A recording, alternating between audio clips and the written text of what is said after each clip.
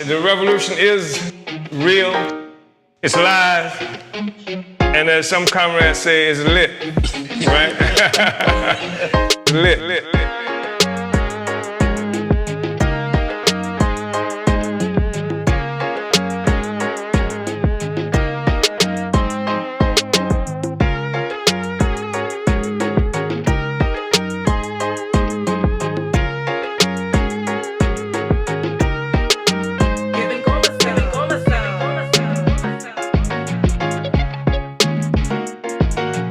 Real, live, lit.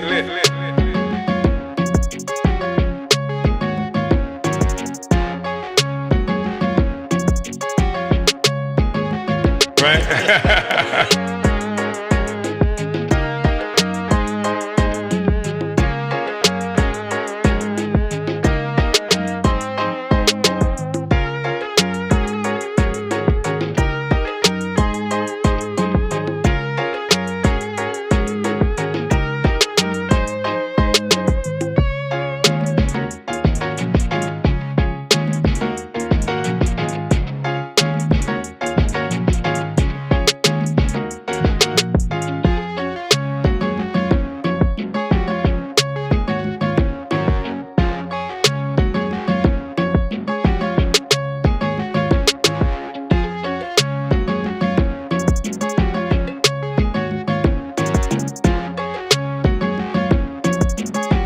The revolution is lit.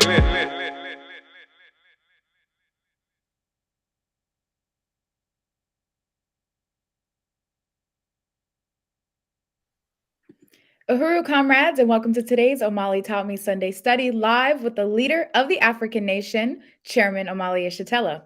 My name is Akile Anai, Director of Agitation and Propaganda for the African People's Socialist Party, as well as your MC. Today's study is themed Turning the World Right Side Up, Build the Anti-Colonial Free Speech Movement, in light of the historic coalition building process that has been launched by the Hands Off Uhuru, Hands Off Africa Counteroffensive campaign. This coalition calls on the broad support that this movement has received prior to and following the July 29th, 2022 FBI raids and U.S. government attack on the Uhuru Movement and the African nation. We'll discuss the significance of forming this coalition and also deepen the significance of its anti-colonial character. Joining us today is the Hands Off Uhuru campaign chair, Mwezi Odom, the fierce African woman taking the HOU demand around the world. She'll provide our listeners with the events that took place that launched this coalition and speak on where the coalition is going. And we'll, of course, be joined by Chairman Omali Yeshitela, who will deepen this discussion for us. Following all of the presentations, we'll take some questions from the audience. And before we start, like always, make sure to share this video far and wide. Take a moment right now to like it, tag your friends, subscribe to our YouTube and to Chairman Omali's Twitch channel. Also, throughout the study, we'd like for any and all donations to go to uhurutours.com/donate. Donating to Uhuru Tours today will help to bring the electrifying presentations of Chairman Omali Yeshitela to the Northeast U.S. this fall. Again, that's uhurutours.com/donate. To help introduce Hands Off Uhuru Chair Mwezi Odom, I want to show this brief clip of the FBI raids that occurred almost exactly a year ago, which helped to spur this coalition process into motion. Roll clip. FBI, you have a federal warrant for this address. Keep your hands up and follow orders. This is the FBI. We have a warrant for this. They handcuffed me and my wife out here. They wanted me to sit on the curb while they were carrying this out, something that I refused to do. They wanted my wife to sit on the curb out here, that she refused to do.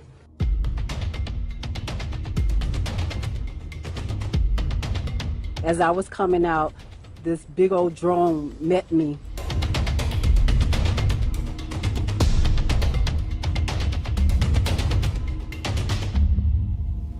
The only revolutionary organization that's done something here on the ground practically for African people is the one that's come under attack.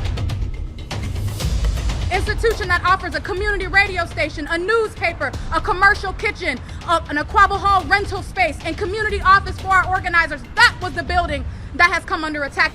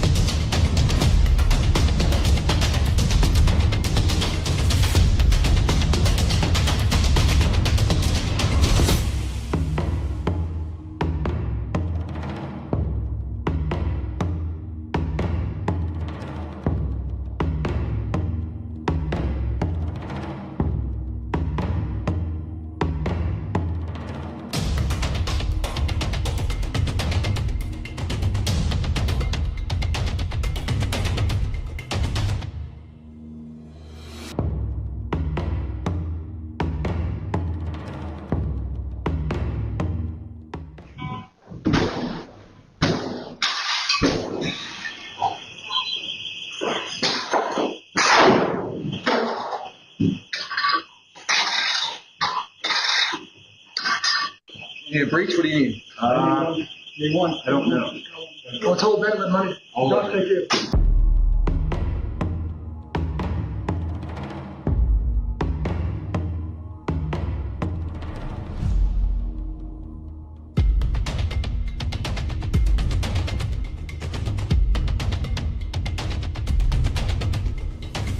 We will build a movement of white people that says hands off the Uhuru movement.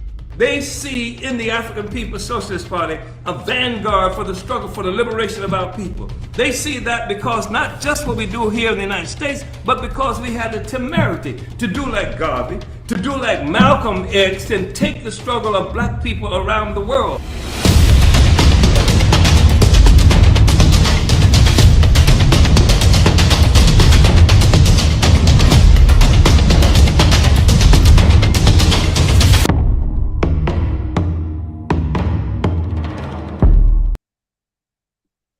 Uhuru. So that was the video, the footage from the July 29, 2022 FBI attacks, the U.S. government assault on the Uhuru movement and the entire African nation, and their intent to isolate this movement and to carry out this attack with the unity of the general population is obviously failing.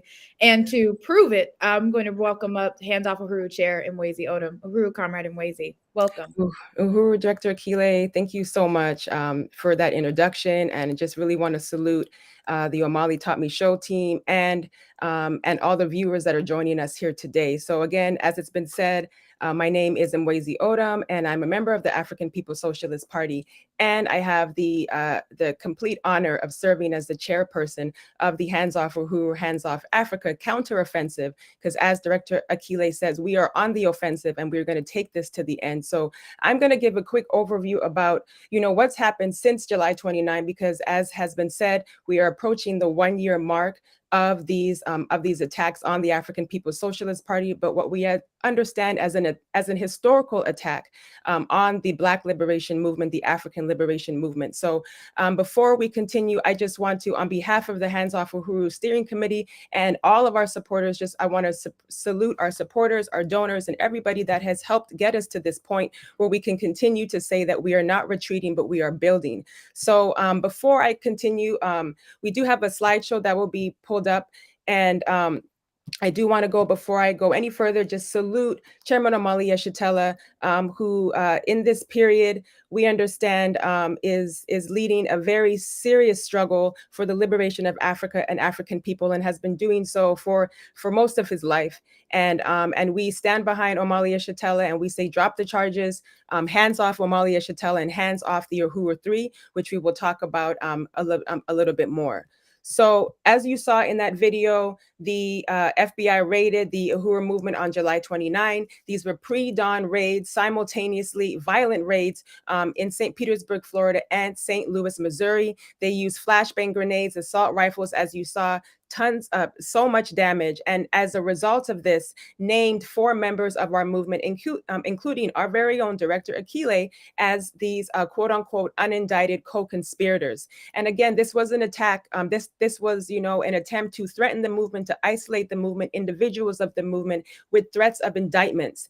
And what the chairman, with the brilliant leadership of the African People's Socialist Party, immediately after the raids, we held our own press conferences. We put out the Burning Spear newspaper, established the Hands Off Uhuru, Hands Off Africa Defense Campaign, established committees with locations all around the world, and, taking up, responsibility in carrying out all of the aspects of the campaign to make sure that this got out to the people, speaking tours, media interviews, and events that many of you have been attending monthly. We also put out the call for the world to know what you can do. You can sign the petition, hold fundraisers, sign up for the emergency response so that people could be notified immediately when we needed everybody to mobilize. And we want to appreciate everybody who was on that list. We, asked you to bring us to your community, to donate, and to start a committee in your area. So these were some of the things that we put out with this campaign. And for the past really 11 months, have not stopped doing any of these things. And, because as we know, this campaign is planning and preparing to, as we know, go to trial. But we do have, serious things to contend with, as there are legal, implications, obviously, as well. So I will be brief through this next section, but it's important to understand that part of this counteroffensive was a series of attacks on the African People's Socialist Party, members of the movement. During this process of the campaign, we learned things. We learned that in 2015, Chairman Omali Yeshitela was added to a hit list, a CIA Ukrainian hit list. And this was an assassination attempt, as we have to completely understand. And this was, mark the date, 2015, before there was any, declared war against or between Russia and Ukraine. And so it's very clear that, leaders in the African liberation struggle, we saw this with Malcolm X, we saw this with Marcus Garvey, W.E.B. Du Bois, anybody of influence will come under attack. Other series of attacks that we experienced, were attacks on the Uhuru House, attacks on petitions, wiping them clean that that we had circulating, collecting over 100,000 signatures, attacks on our institutions, burning a church right in front of the chairman's home that was in the process of being purchased by the Black Power Blueprint. We also saw attacks on our economic institutions. This is no different than, when J. Edgar Hoover, called the African or the Black Panther Party as the greatest internal threat to the United States. And it's important to understand that, because when you do for self, and when you have self-determination, programs that are about self-determination and that negate the necessity for the colonizer to be able to feed, clothe, and house yourselves, that's a threat, because you're basically telling, as the chairman talks about parasitic colonialism, we are telling the parasite, the host is rejecting the parasite. And so these institutions are an example of that. And they came under attack. We had to pay, money to, close out, and bank accounts, which you'll see on the next slide, were closed. Organizations were withholding money, stopping the ability for us to raise resources, and withholding donor, pledges. So these were some of the economic attacks. We have been fighting back. This campaign, as we have said since day one, is a counteroffensive. So we pushed back against Regents Bank, which was the bank that closed many of the accounts of the Uhuru movement. We pushed a really fierce struggle led by the People's Alderman Jesse Todd in St. Louis, demanding that cities, unite with this resolution for sanctuary cities, and refuse to work. That police and local agents refuse to work with federal agents to attack Black community organizers who are working, for work that is bettering their community. And this was a really powerful fight back. And I really want to salute the People's Alderman Jesse Todd, who is also a member of the movement. But again, these were attacks on the dual power self-government programs of the African working class. And this is why the African People's Socialist Party came under attack during this period, because they are putting forth a plan to get off the plantation, to destroy the plantation for the colonized, for the African working class. We have been in the media. This campaign has been stretching far and wide. We want to thank our endorsers. We want to thank everybody who has supported this campaign and showed an amazing amount of support, working hard to address all of the questions that are out there that are happening during this world on the platforms, because as we know, there is an encirclement and there is a huge effort to keep us to keep this information from getting out to the world. So I know Director Akile gave the call to share. You should still be doing that right now. We have to do everything we can to break through this encirclement. But we, the people, will continue to do so. Here is evidence of how the Hands Off Uhuru, Hands Off Africa Defense Campaign is growing. We want you to continue to be a part of this struggle, because on today, I'm going to elaborate and talk more about a very important meeting that happened and why this campaign is not just here to say defend and drop the charges and all that. We are taking everything under the banner of freedom. And when we say Uhuru, it's important to understand that Uhuru means freedom. We are saying that we want freedom, and we want to support and we want to appreciate all of the supporters that you can see here on this map. Who have signed petitions, who have made solidarity statements, who have donated, who have come to our events. We have taken this worldwide. You have, seen us last year on November 4th, which we'll talk about very shortly, holding demonstrations. Hands Off Uhuru, Hands Off Africa went to Cuba to build this international defense and to have everybody who unites with self-determination and fighting for democracy and freedom to get under this banner. We held a very powerful day of action on May 27th of this year, with over 20 locations around the world of individuals and organizations making the demand to drop the charges against the Uhuru 3. If you are a subscriber to the Burning Spear newspaper, you will read more about this in the July issue as well. We have been attending the United Nations permanent forums, putting the question of genocide and challenging the question of genocide against the African community. I want to salute the comrades who are doing that work, and committees building all around the world. April 2023, and this is all, mind you, before we even get to the point that we are facing indictments. So on April 2023, we learned that 3 members of the movement were indicted. Chairman Omali Yeshitela of the African People's Socialist Party, Penny Hess, the chair of the African People's Solidarity Committee, and Jesse Neville, chair of the Uhuru Solidarity Movement.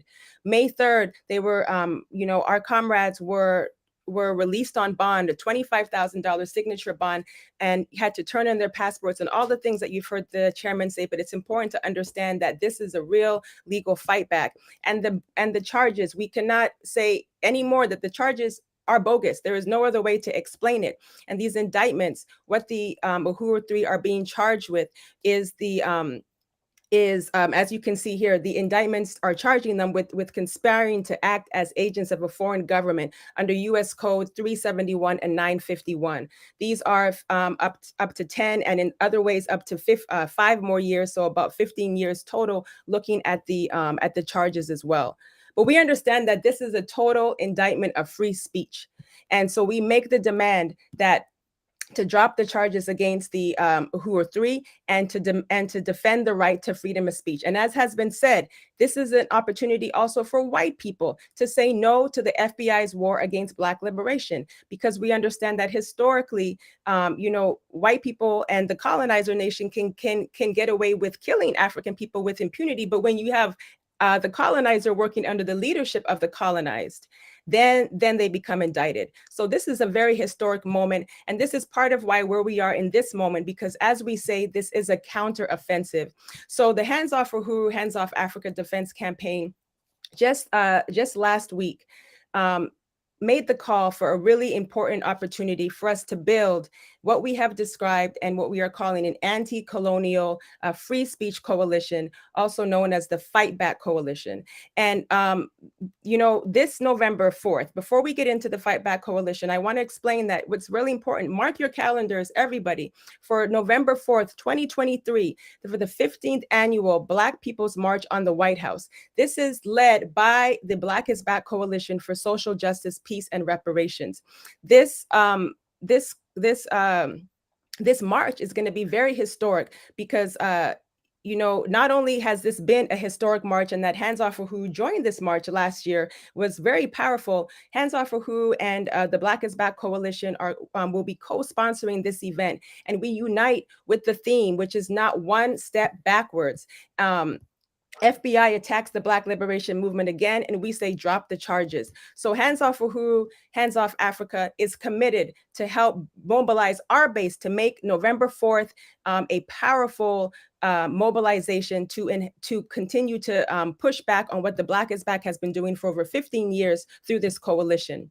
So we call on people to unite with this call. And this is what happened on July 8th, where members of this Hands Off Uhuru coalition, which I will talk about in a moment, joined and united with the Black is Back March on Washington and the theme, not one step backwards. So I'm going to take a moment to really just kind of lay out the importance of this July 8th meeting, because, we had over 70 organizations and members who registered to be at this, and over half of them who came to this meeting.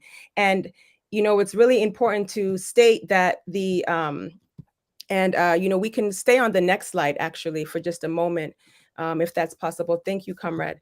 And I just want to say that the importance of this Hands Off Uhuru coalition meeting is that we are witnessing in this period a larger base of support than we ever have, not just from the Black community, but from forces all across the political spectrum. And even those who maybe don't even, unite with everything that the African People's Socialist Party, that that Black people in general have to say, but they unite with the demand for freedom of speech. This is what we are seeing in this period. And this coalition is going to, mobilize, everybody mobilize the colonizer nation and others who typically don't support the African liberation struggle under the leadership of the colonized as well. And so I want to take a moment to read the demands first, because I think it's important to talk about who was at this meeting and also some of the demands that came out of this meeting. And I really want to salute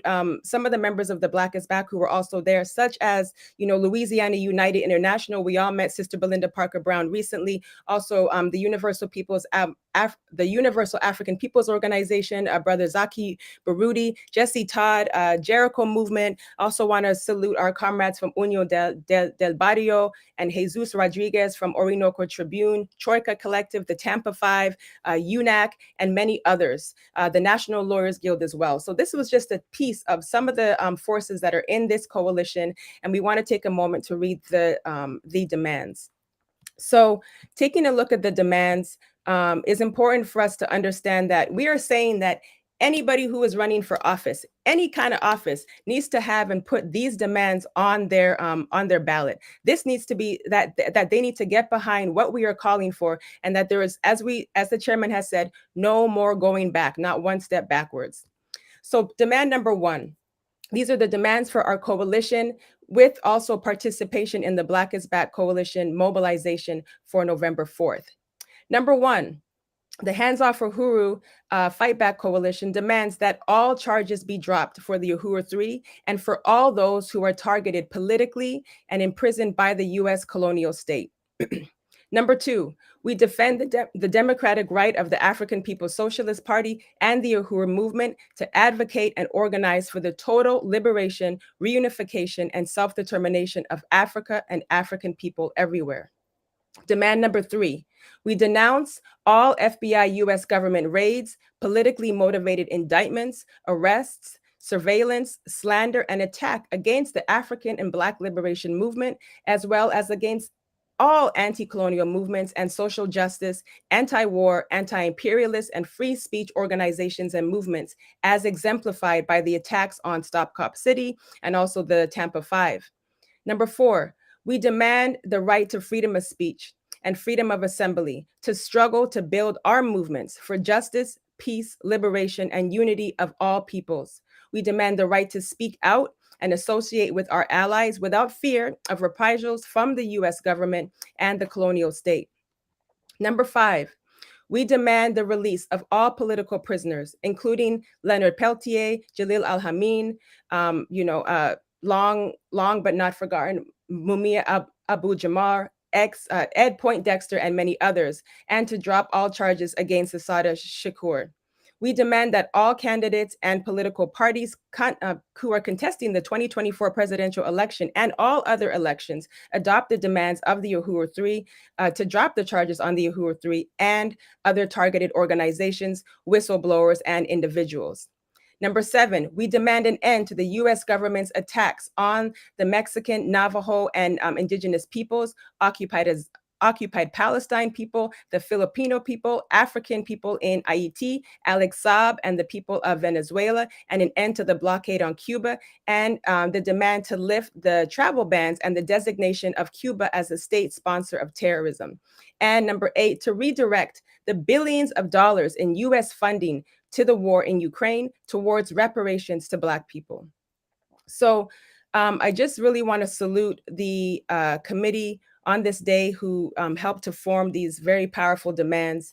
And in order to set context for what this really dynamic coalition is, I'm going to take a moment to read, because many of you who weren't there did not have the opportunity to hear the overview by the chairman. So the overview of Chairman Omali Yeshitela is going to speak to the founding of this Hands Off Uhuru, Hands Off Africa Fight Back Coalition. So, and after this, I will turn it back to you, Director Akile, and I know we will continue on. So I'm going to read here from right here. There we go. So Chairman Omali Yeshitela, overview for the founding of the Hands Off Uhuru Fight Back Coalition, July 8th, 2023. We are here today with the objective to build an anti-colonial free speech movement. We say anti-colonial precisely because it is the all colonial subjects inside this country and around the world who are the primary targets of the attacks by the United States government and all the traditional colonial powers. This was shown by the murders of Malcolm X, Martin Luther King, Fred Hampton, and others. The declaration by the U.S. Attorney General that the Black Panther Party would be destroyed by 1969, the raids that came to the order of the day in this country without any regard for law. It is the attack on the Mexican indigenous people crossing the colonial border, coming onto their own land, and the fact that the indigenous people are not even seen, that they are interred into concentration camps known as Indian reservations. Karl Marx said that this was the origin of capitalism. He said what was characterized as wage slavery in Europe required, quote unquote, slavery pure and simple in the New World. The turning of Africa into what Marx called a warren for the commercial hunting of Black skins and interring indigenous people in mines was part of the construction of what we understand as the colonial mode of production. For the first time in history, there was a world economy that linked us all in a parasitic relationship as oppressed and oppressors. A system now experiencing stress as a consequence of the resistance of oppressed peoples and the struggles for more influence by the nations around the world. Not everyone in this meeting has this worldview. But what brings us together is that we unite with the right for the African People's Socialist Party to have that belief system, to propagate our views, and to organize for the liberation and unification of Africa and African people everywhere. We say yes, free speech is an incredibly important issue, but free speech is not just some abstract declaration. The United States talks about free speech all the time, as long as you don't say anything that challenges the status quo. It's difficult for the United States, which is in a growing contest with the so-called multipolar world, to say that it is bombing Black people's houses at 5 o'clock in the morning, as they did with the Uhuru Movement on July 29, 2022, just as they bombed churches in 1963 because Black people wanted to participate in the electoral process. It's hard for them to say publicly that we don't want Black people to have connections with anyone except our colonizers and oppressors who come to our churches and shoot us. They can't say this because they're in a contest with others over what is the best system. For a long time, the United States didn't have to do that, right? Especially after the collapse of the Soviet Union, when there was a victory dance done by the so-called unipolar world, which was dominated. One person even characterized this period as the quote unquote end of history. The world is this way and will never change again. Then come the people who were colonized and oppressed, rising up to take back their resources and fill the supermarkets, that fill diamond shops and malls in the US, while the people who dig the diamonds are poverty-stricken with no clean water or electricity. This is the movement of oppressed peoples that Marx correctly summed up as the foundation upon which wage slavery rests. This, what we in the APSP are fighting to build. Free speech is critical. But unfortunately, when Africans, Mexicans, and others put forward our views, we have been historically attacked by both the US government and the white leftists, anti-imperialists, who jump in to silence our attacks and our views. They would come up with their own arguments for what Black people should do to be free. They end up objectively on the side of the colonizers in attempting to control what ideas we are allowed to have. These are our ideas, and we have agency. We don't need Russians or anyone to tell us. We develop our own theory based on our own experiences using scientific methods developed by Marx and Engels, dialectic materialism, but based on our own place and destiny in the world. Some may disagree, but that's not the basic point. The basic point is agreeing that we've got the right, and the African People's Socialist Party has the right to organize and articulate around this without being murdered, raided, or threatened with 10 to 15 years of imprisonment. People like to refer to the United States as a country of immigrants, but Africans, we are not immigrants. We came here as captives. Africans and indigenous, we didn't come here looking for a better way of life. We lost a better way of life. The US government and others expressed the notion of America being a place where oppressed peoples come to get freedom, when America was built on oppression and the exploitation of African and indigenous peoples. We have agency. This is what makes this coalition so beautiful. This is a non-sectarian coalition, a coalition of anti-colonial free speech, the right to organize around our aims without fear of attack by a clearly hostile government on one hand. And on the other hand, we demand solidarity from those who stand with us to demand our right to do this. Whether you agree that Africans are a colonially dispersed nation around the world, which it is, you have to believe that it is our right to say that. The African People's Socialist Party makes some uncomfortable because it is distinguished for being an organization not simply trying to find a better place on the plantation or a more benign imperialism, not trying to bring in Walmart socialism as Bernie Sanders does with, the $15 an hour over a number of years, which Walmart does now. We are an organization created for the purpose of completing the Black Revolution of the 1960s that saw the assassination of Malcolm X, Martin Luther King, and the destruction of so many people, the consequences of which we have not yet overcome. It's not just the defense of the Uhuru 3, nor just keeping someone out of prison.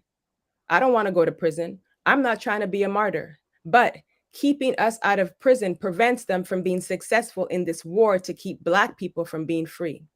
We are in a counteroffensive, and we must push back against a system in extraordinary crisis where the social fabric is rending visibly. White people are climbing the walls of the Capitol and defecating on the desk of the third most powerful person in the country while trying to chase down and hang the vice president. DeSantis in Florida is not alone. He stands with many others, and there is little distinction between Republicans and Democrats. Our objective is to be free, to liberate ourselves, not to be compromised in the ultimate objective of liberation. You can't do that unless you challenge the foundation of a social system built on genocide and the theft of resources, labor, and the genius of African and oppressed peoples around the world. I hope that everyone here can sign on and join this coalition, because it allows us to be part of a massive counteroffensive. Push them back. No one can get elected in 2024 unless they deal with this. Biden is trying to overcome being quote unquote Sleepy Joe and win the confidence of people in the Democratic Party. Biden said that he wants to get the white vote. Biden, as you know, is a terrorist, was against the civil rights legislation in the 1970s, and as a senator authored the crime bill. We represent a clear alternative, crossing the entire ideological spectrum and national and racial lines. This movement can represent as an alternative. Biden is not going to bring in reparations. Black community control of police, or stop those thugs at the borders who are trying to kill, or, who are killing and harassing people, putting children in cages in this country. We can put forward a people's platform. We are calling on everyone to participate in the 15th annual Black is Back coalition mobilization on the White House on November 4th. Generally speaking, the white peace movement does not come out. All of us know that we're supposed to go to the white peace movement's demonstrations. We want to challenge them. Come out of this process with a platform that gives the people a challenge, an alternative, that nobody gets elected in any office at the expense of the vast majority of the people. I'm not a Republican or a Democrat. I'm red, black, and green. And we can push back the state. The future belongs to the people. And we are developing a magnificent anti-colonial coalition, anti what's happening to Black people. We are not going back to the back of the bus. We are not going back to the slander against Indigenous and Mexican people. We are going forward, and we're going to take everyone who's interested in the forward motion of history in this process. So let's build this coalition. Let's kick the ass of the ruling class. And this is a people's movement. We are reintroducing the question of power. And we say, all power to the people and Black power to the African nation. Uhuru.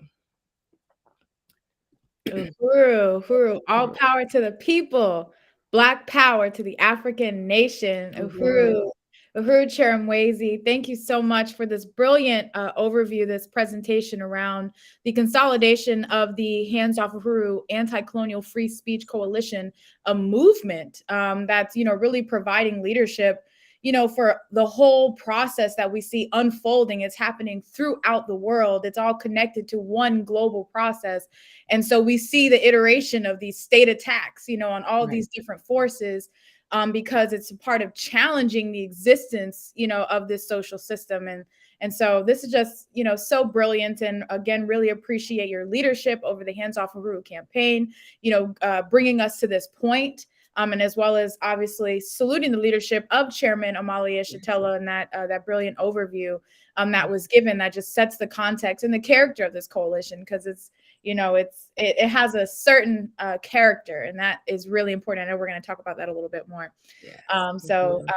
Please stick around, and we will be having questions and answers a little bit later in our program today. But that was, again, Mwezi Odom. She is the chair of the Hands Off Uhuru, Hands Off Africa Counteroffensive campaign. And so also very exciting about the 15th annual Black is Back Coalition, Black People's March on the White House, happening November 4th, and that the Hands Off Uhuru Free Speech Coalition is organizing to be there, and it's going to be so historic. And you can learn more about this at blackisbackcoalition.org, and more information will come down the pipeline over the next few weeks as well.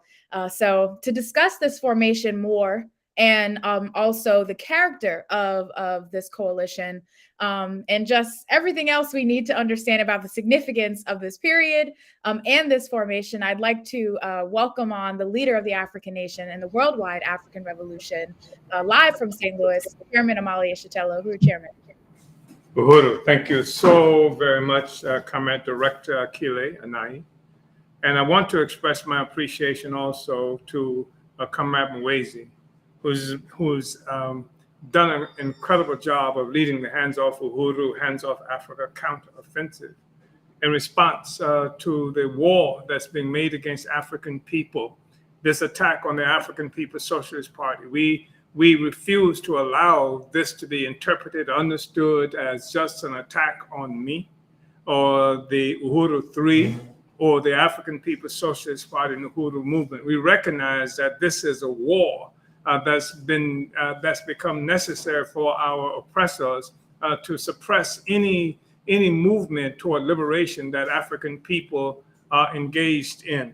And we know that the reason that we are attacked is because we represent a vanguard, and people and organizations are out front of the struggle of our people at a critical moment in history. And so it's necessary for the oppressor to attack us, because we stand between them and the people. It's an attack on the people, but because we are up front, this is why we are the point of the spear. This is why we are experiencing the kinds of assaults that's happening to us now. I want to, if I may, first of all, I want to really acknowledge the comrades who do come here to the Uhuru House in St. Louis to participate in this study. There are a handful of people who come out, but I really, really, really want to salute the darling children who come here. Nova, who is 7 years old, and Torin, who is 12. Is that right? Yeah, and he said, yep. They are just remarkable children, and they are growing up in a movement. And they're conscious participants in the movement. They expect to do work. They're disappointed if work is going on around them and they can't participate. That's the kind of children they are. They are cadre children. So I just wanted to salute them and to acknowledge their presence. And I want them to be noted in history, because you're going to be seeing this brother and this sister down the line in very extraordinary ways.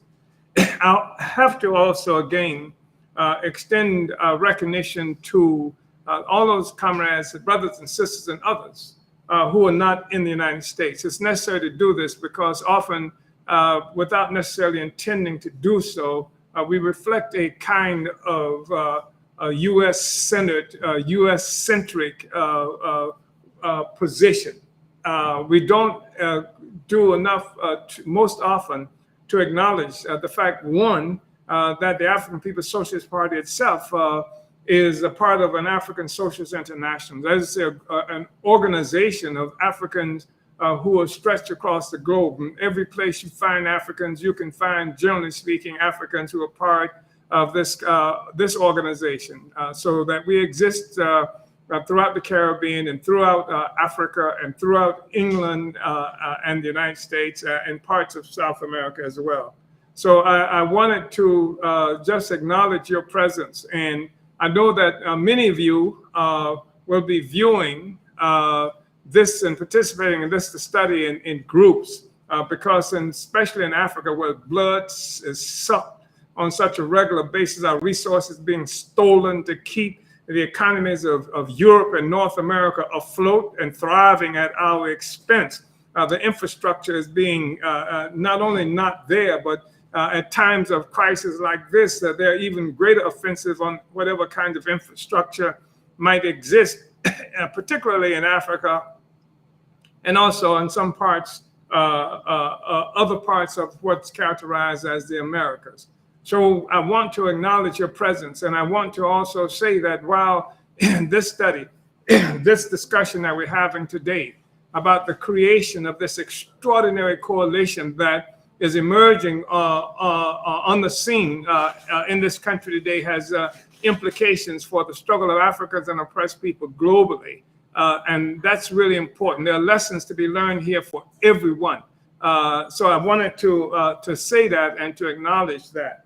And the other thing I wanted to do right quickly is that you'll be hearing more in terms of advertisement. This is a book, this is a copy, a proof of a book that is being published right now. I mean, any day now, this is being published. It's called The Verdict is In, Reparations Now.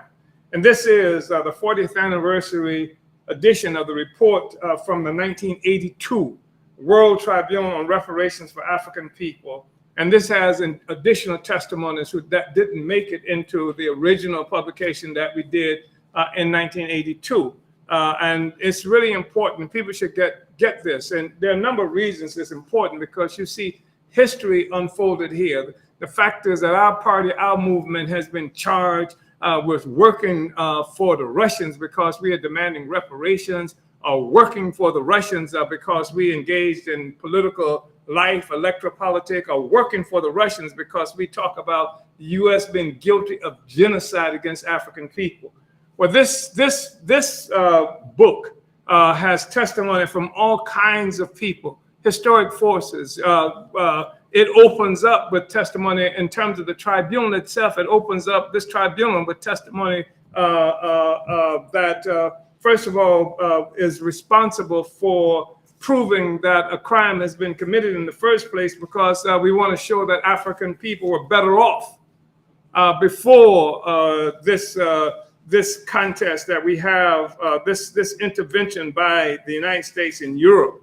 That we did, Africa was a magnificent civilization. It is this attack on Africa that's responsible for the conditions that we suffer as African people globally. And to that end, we had Dr. Leonard Jeffries, a historian, who opened it up. We had testimony from extraordinary forces. People should get this book, and even if you just want to see what Leonard Jeffries had to say, the history of African civilization prior to European and U.S. enslavement. You need to hear the testimony of people like Mafundi Lake and Akil Al-Jundi. These are brothers who were locked up in these hellholes, these death camps in the United States. And Akil, of course, was in Attica, where Governor Rockefeller initiated an assault on prisoners who were demanding better treatment in that prison system that resulted in 42 people being murdered there. Mafundi Lake talks about the horrors of being locked up in Alabama prison. He built a prison movement there. He would later, after being released from prison, work to help build the African National Prison Organization, would be rearrested and would die in prison. We need to hear the testimony that comes from him, from Dale Hunter, a professor who talks about the use of education or miseducation in terms of African people, and offers up incredibly significant, sophisticated theoretical basis for what is happening to us that's connected with practical consequences. I mean, there are others who are in here. There's other testimony. Afeni Shakur, Tupac's mama, testified here. And guess what? I just discovered upon looking at this again about 3 days ago, one of the persons who testified was Eric Adams, who is now the hated, horrible neo-colonial mayor of New York. He was one of the persons who testified. This is show how history has been moving and how ridiculous it is, this claim by the United States government that somehow some Russians got us to talk about reparations, or Russians got us to talk about genocide being committed against African people. It flies in the face of all history. And the fact that you look at this document alone, and you had people like Eric Adams even, who testified about how the treatment of African people were brutally repressing other folk, repressing our folk here in the United States. So I wanted to say that I think it's you should look for that book, and I offer this as just profound evidence of who we are, what we've been doing, and why it is that we would be under attack. And I also feel like it's necessary to say, leading into this more of the discussion that I would contribute here, is that that African people and people who are in the United States and in various other parts of the world live under a horrible, horrible social system. We've been for 600 years, we've borne the brunt of the development, the consequences of the development of Europe, of the whole capitalist system, if you will. We are part of the process of a colonial mode of production that nobody's talked about. It's been the missing link when people have tried to understand the history and the emergence of capitalism. The missing link has been this colonial mode of production that has been diagnosed or mischaracterized as primitive accumulation of capital. And the reason it was mischaracterized by Karl Marx as primitive accumulation of capital because it was based on the assumption that all history that was being made was history that was contributing to the development of Europe. And so far as Europe was concerned, we were a primitive accumulation of capital. It destroyed, it wiped out any assumption that black people ourselves had agency, that the indigenous people who were wiped out had agency, that the people in what was characterized as the East Indies had agency. All the agency was on the part of Europeans, or white people who came to be Europeans through this process of enslaving and colonizing the rest of us. So this recognition of the colonial mode of production, it removes us from this place of being auxiliaries simply to the development of Europe and white people, the emergence of white people, the emergence of Europe, and it talks about we have agency too. So you cannot discuss, talk to us as colonized people, as Africans, as Indians, as people in Vietnam, throughout the Americas, what is now characterized as the Americas, about capitalism being progressive in terms of the development of human society. It was progressive in terms of the development of Europe. It was progressive in terms of even the emergence of Europe. There was no Europe. You must understand this. There was no Europe before the emergence of this world economy that connected the entire world together into one. 600 years ago, when Portugal struck out, this poverty-stricken, almost insignificant entity that's called Portugal struck out and looking for gold, as Europeans were trying to find gold subsequent to Mansa Musa, who had traveled more than 6,000 miles on foot with 60,000 people as a part of a retinue, or 60,000 people as part of a retinue going from Mali in West Africa to Saudi Arabia.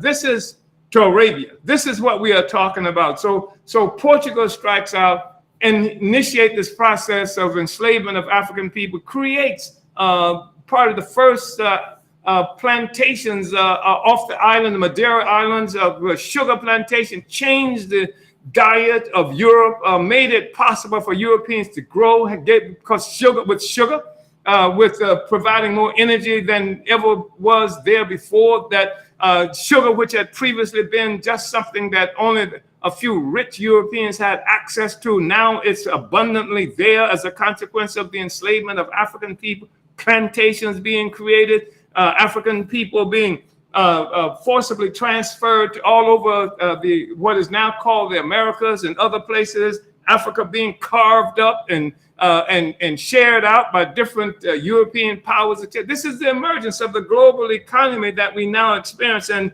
this is the role, this is the missing link when you talk about the emergence of capitalism, because as Karl Marx said, that wage slavery in Europe, and he's talking now about capitalism in what he called Europe, required as a pedestal. Wage slavery in Europe required as a pedestal. Wage slavery in Europe required as a foundation slavery pure and simple. That is the real deal. It required as a pedestal the real deal, and what he characterized as the new world. And so that's the reality that we are dealing with, and that informed how we understand things, and part of what it is that we'll be talking about moving forward. So I wanted to just make those comments, and I think that's really important. And then I want to say that we live in a world and in a country where the assumption of privacy is not there anymore, and it's generally accepted there's no such thing as privacy. There are cameras everywhere. Everybody is being photographed. Everybody's being videoed. Everybody's being listened to. You can't have an intimate, private discussion with anybody that is not being listened to by some instrument of the colonial powers here. People are in prison now for exposing the fact that thousands and scores of thousands and millions of communications between people have been stolen, have been hoarded by the United States in particular. It even spies on its so-called allies, and there's evidence of this. It spies on people in the Congress. The U.S. government, this whole colonial state power, spies on everybody, and it affects the willingness of African people to even express different opinions. People are actually fearful in this country, but fear has become such an ubiquitous thing that it's not necessarily recognized as the reason. I won't go to that meeting because I'm scared if I go to that meeting, then what the police is going to think, what the white people are going to think. I might lose my job if I go to that meeting. If I say this, think this, and what have you, that's an assault. That's a possible assault. They will come to my house at 5 o'clock in the morning with flashbang grenades. I saw what happened on July 29th in the middle of the most oppressed sector of the African community in St. Louis. I saw what happened in St. Petersburg, Florida, in the African community. How police cordoned off everything to target people who had different ideas, and who had the audacity, the temerity to speak about something that the United States government didn't agree with. That's the world that we live in. And it's not just something peculiar to the United States. All over the world, Africans and colonized people are having this experience where we are being attacked, bombed, etc., by the existing social system. It is oppressive. And that's what we are faced with here in the United States today. And that's why it's so important to get to the root of this question, because we've had movements so long that have been informed by a colonially based articulation, understanding of reality. When I say colonially based understanding, I am not throwing some pejorative toward Karl Marx or anybody else. I'm just saying that his consciousness was informed by his relationship to the world economy, just like everybody else's consciousness was. And he was one of those who sat on this pedestal of slavery, pure and simple, that even gave him the resources to write his books. His partner was somebody who was a child of a colonizer who was looting African resources in various places, and was a part of the ruling class there in England. So this is what it is in Germany. This is what it is that we're looking at. And I just want to say that's the world, and we're going to continue to define this world. We're not going to be stopped from defining this world. The colonized, the oppressed must express what this world is constructed of, because if you don't dig down, you won't find it. And we're already down. We're digging up.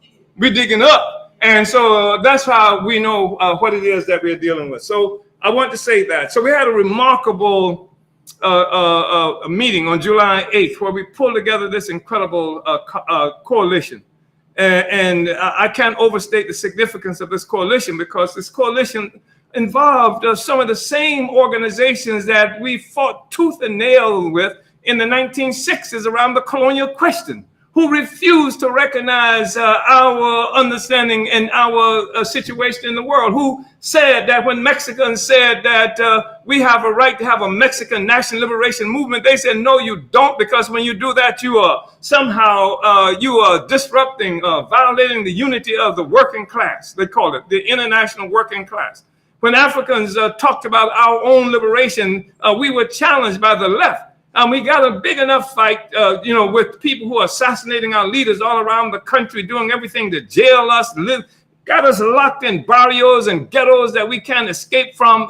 And yet, when we try to move to get out of it, then the so-called left, the so-called progressive, are telling us that you can't do that, because when you do that, you are violating or disrupting the so-called unity of the international working class. And of course, the reason the international working class is disunited is not because of what we are doing, it's because that fact that this international working class is not uniting with the struggle to liberate Africans on our own terms, and which means that you function as an element, a part of the apparatus of our oppression.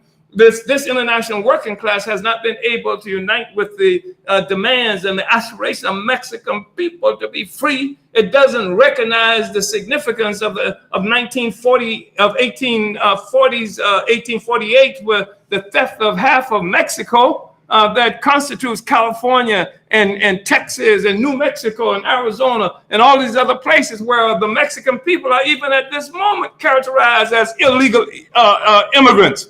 You want to deal with the immigrant question. You want to deal with the Mexicans being stuck in cages and in places on the borders in this country. You got to get to this essential question. And the working class, the so-called working class, has to start from that premise. That's the way you have to go before you can even locate white people in the white working class. There was no white working class as such until this whole colonial mode of production kicked in that captured and the rest of Africans and colonized people around the world. So that's part of what made this coalition so significant. We had forces from various anti-imperialist organizations, white left organizations, and then it was connected with people who engaged in struggle there in Venezuela. And we're talking about people who are part of the movement to end the ongoing violence being affected against Cuba. The attack on Cuba to starve the Cuban people, do everything it can. It does everything it can so that Cuba cannot be the kind of example it needs to be, not just throughout what they characterize as South America or Latin America, but even in the United States, because Cuba, at the time of Katrina, when Katrina happened and the United States government sent troops into New Orleans to contain black people and throw us in these concentration camps during that process, Cuba said, we will send people who will help. We will send doctors. When COVID happened, Cuba, who has the most successful kind of health system, one of the most successful in the world, Cuba volunteered to send forces here, but they said no. So the fact is that it is the struggle of all these forces that came together on July 8th here in this country and participated in creating this anti-colonial free speech movement, organization, coalition that we're looking at today. I think that I might have time, because I want to read, I don't think we've dealt with the statement of unity, have we?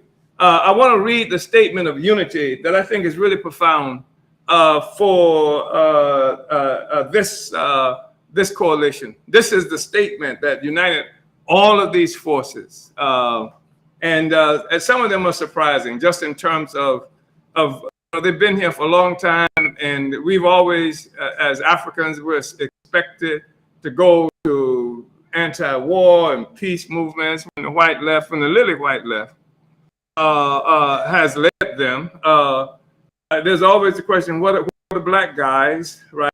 And of course, the black guys have been fighting for our very lives and never been included in the attempts to stop the war. The war that's been made against the black guys have never been recognized. And so that's the significance of this coalition. Let me read, please. So it's a statement of unity. Join the Hands Off Uhuru Fight Back Coalition. Endorse the Black is Bad Coalition Hands Off Uhuru March on the White House, November 4th, 2023.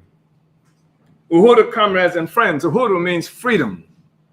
Today we are facing a watershed moment in human history when our movements for freedom, liberation, and democracy can fight on to victory or be pushed back, silenced, and defeated.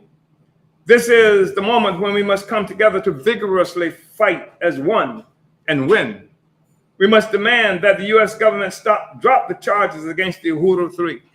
African People's Socialist Party Chairman Omali Yeshitela, along with African People's Solidarity Chair Penny Hess and Uhuru Solidarity Movement Chair Jesse Neville, two white organizers under the leadership of the APSP. Leading organizations of the African Liberation Movement and those working for the liberation of other colonized peoples are coming under attack. These attacks on us as colonized peoples open the door for attacks on activists and workers fighting for the common will to express our democratic rights and end the U.S. war machine at home and abroad. We are under attack by a government that wants to push us back to an earlier time. We say we are not going back. We will not be silenced.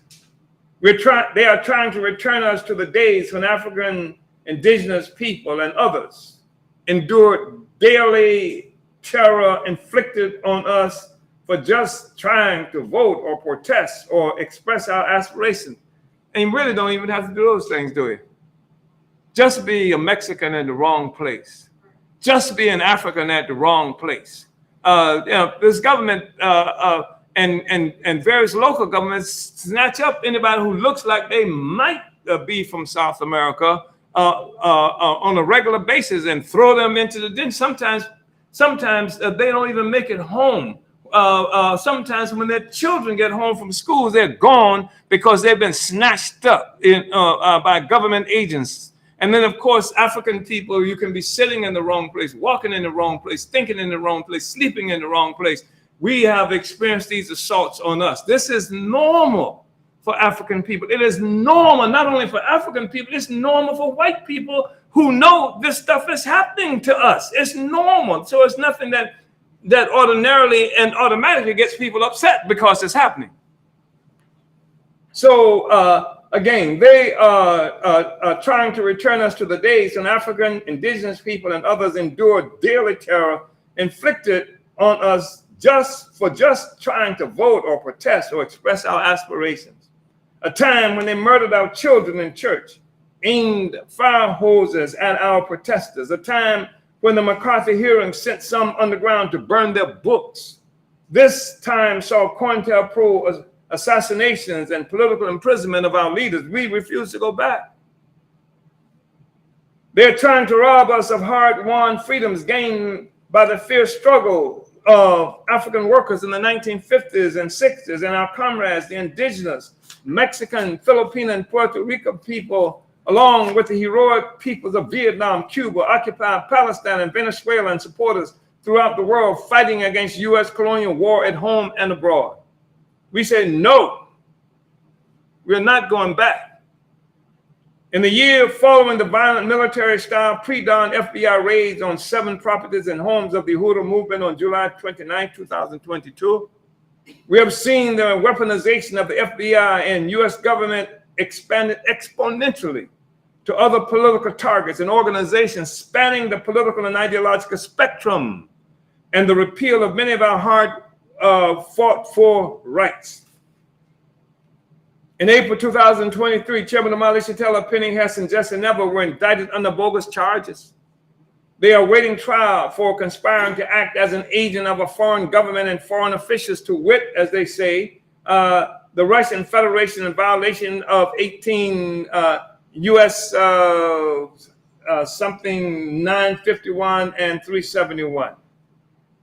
These outrageous charges are coming from the Biden administration and Democratic Party, where some may seek refuge, although it is actually the party that created the crime bill, ushered in militarized police, mass imprisonment of African people, and the war on drugs that criminalized our communities and created a drug economy. This is the party that gets elected with the black vote, but never does anything for colonizing working people in general. We see the outrageous attacks and charges levied on the Stop Cop City movement, which is fighting in Atlanta to prevent an untouched forest from being used to build a training ground for the brutal colonial police that target African people.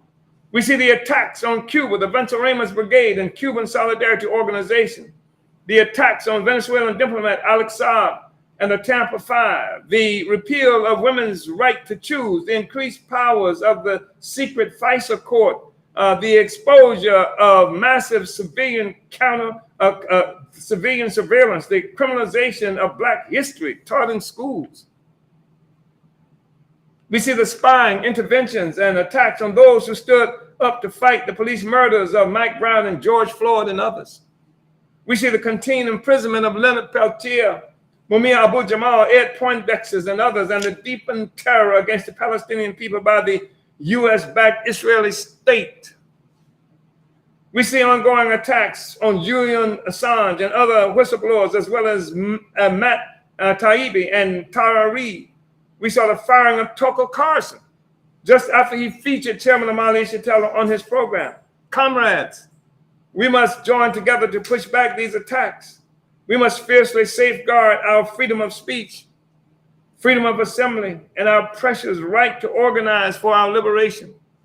Historically, the African liberation movement has led the movement opening up democratic rights for all. In the 1950s and 60s, it was a courageous struggle of Black people to push back the McCarthy era and force this government to grant civil and voting rights to African people. It was the leadership of the Black liberation movement that ushers in women's and LGBTQ plus liberation movements. In the 60s as now, the US government's assault on Black liberation movement opened the door for state attacks on others fighting for social justice, including freedom of speech. The FBI clearly stated in their COINTELPRO documents that the Black liberation movement was the greatest internal threat to the US security since the Civil War. From Marcus Garvey in the 1920s to the attacks on Paul Robeson, W.E.B. Du Bois, James Baldwin, and others, the US government has always targeted the struggle of African people.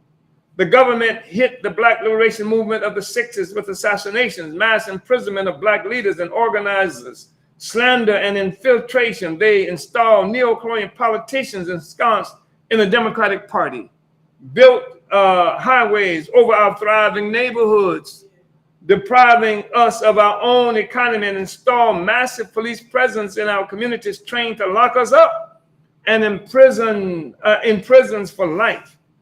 Chairman Omali Yeshitela and the African People's Socialist Party represents the continuum from the 1960s to today.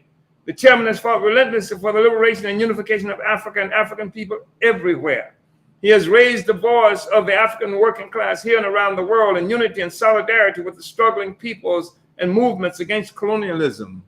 He is clear that the victory of African people is a victory for all colonized, freedom-loving peoples and workers of the world. The party is the longest existing Black revolutionary organization in the US, founded in 1972 with the aim to complete the Black Revolution, which is why it's under attack.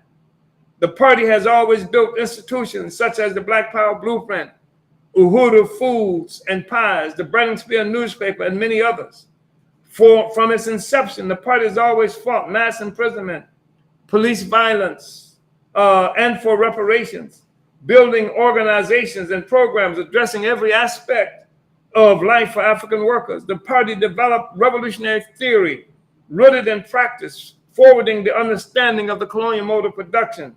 The party represents all the movements that are out there. This is why the demand to drop the charges on the Uhuru 3 must be raised to the central question for all those fighting for liberation, freedom of speech, and social justice. Free Chairman Omali Yeshitela, and we free the world. Today, we see a crisis of imperialism brought about by resistance of the colonized and the end of the unipolar world and U.S. hegemony built on slavery and genocide, colonial war, and plunder. A weakened U.S. imperialism is a dangerous beast, but we can win if we unite. Force this government to drop the charges on the Uhuru 3, and we have the basis to push back all attacks.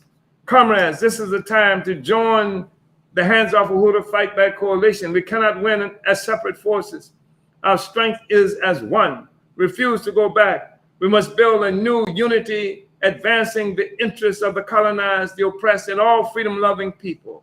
We must march as one on the White House on November 4th, 2013. As part of the Black is Back Coalition's Hand Off Uhuru Rally and March. Adelante siempre. Venceremos. Forward ever. Backwards never. All power to the people. Black power to the African nation. Hands off Uhuru. Hands off Africa. So there.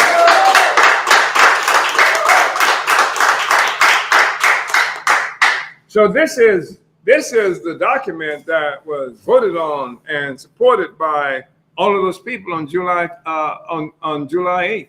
It's an incredible development.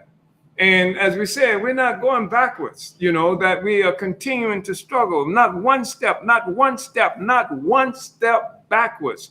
The objective is to build this revolutionary project and to bring, all the peoples into this movement to overturn a colonial mode of production where the vast majority of the people on earth are used as fodder for development and maintenance of Europe and North America and Europeans. And we've given Europeans an opportunity to break out of this trap they are involved in. Some people may call it a gilded cage.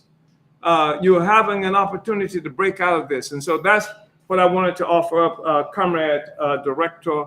And I think that we would have some time for discussion now, if that's where you want to take it. Uhuru. Uhuru, Chairman. Well, I want to just join in thunderous applause of first of all, you deepening, just the significance of this coalition and its character, and just the whole like struggle for and thrusting of the struggle of the colonized, into the forefront, and to recognize the colonial mode of production as the primary contradiction that confronts all people on the planet Earth, all tied to this process, and that there cannot be any like real meaningful struggle for freedom and even for struggle for democratic principles on the top of colonialism. And so if that's understood and recognized, then of course the leadership has to come from the colonized ourselves. And what you just reinforced, that we have our own agency, and we haven't needed anybody to tell us up to now whether the US government is whoever they're accusing us of taking orders from or whatever, but it's always been the brilliance and the genius and the inherent struggle as colonized people to be free that's informed everything that we've done up to now. So just really want to salute your leadership. Thank you for just bringing that statement of unity to the forefront, and I'm very excited to have further discussion about this. And we will, and when we, just a moment before we take these announcements, but I do want to acknowledge Comrade Benjamin Prado, who is on from Unión del Barrio, who the Undersecretary for Unión del Barrio is tuned in with us, says, uniting with the fight back against settler colonialism, hands off Uhuru, hands off Africa. Uhuru, Comrade Benjamin. Uhuru. Adelante siempre. Venceremos, Uhuru. All right, so let's take a look at some of these announcements, let you know what's upcoming in the Uhuru movement. Oh, well, first, actually, before we kick off these announcements, to kick off these announcements, I'm actually going to welcome up Comrade Ikinge Maele. She is the Chief of Staff for the Office of Chairman Omali Yeshitela, and she is going to be talking to you about how you can bring the profound, electrifying presentations of the chairman to the Northeast U.S. this fall with the book that was mentioned earlier, The Verdict is in Reparations Now.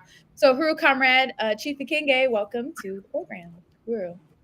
Uhuru, what a fantastic study thus far. Really look forward to the discussion and just the monumental meeting that happened on July 8th.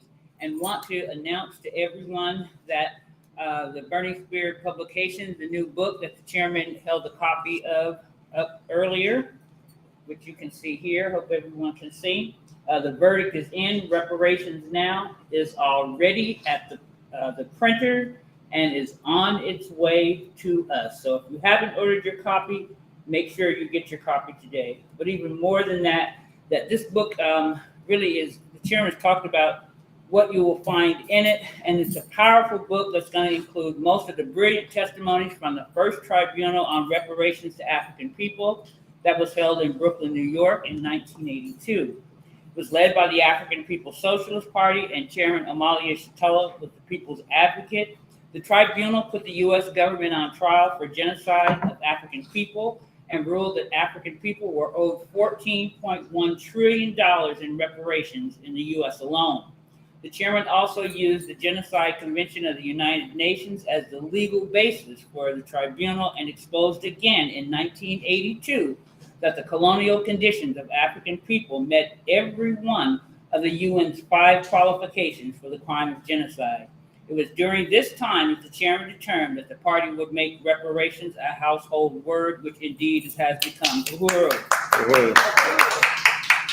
And I want to say that Uhuru Tours is getting ready to launch a very exciting tour that will feature this book, which will go to Philadelphia, Newark, New Jersey, and New York in September. And we're using each Omali Taught Me as an opportunity to raise resources for the tour. And we're asking everyone to go to www.uhurutours.com/donate to make a contribution to the tour.